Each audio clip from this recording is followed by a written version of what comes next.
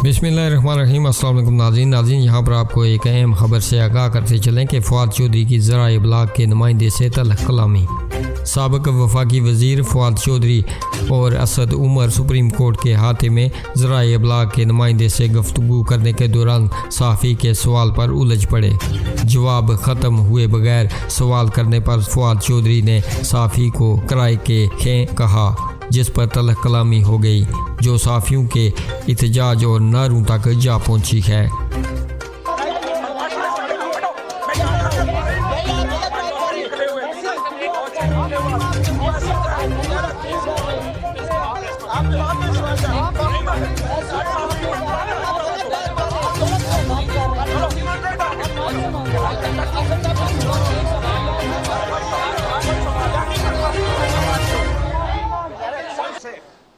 ये किराए पे आते हैं लोग इस तरह के स्टेटमेंट किराए के टट्टू आप होंगे वो हम चौधरी आप सवाल ले लेंगे बात करने के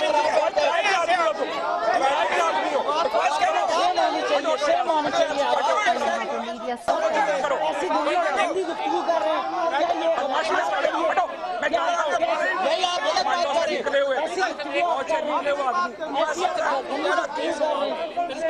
आप जवाब में सवाल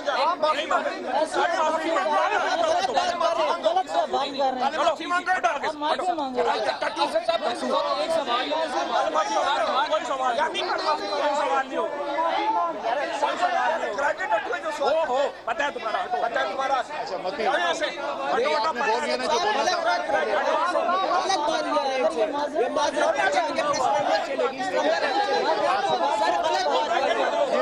सर गलत बात किया इन्होंने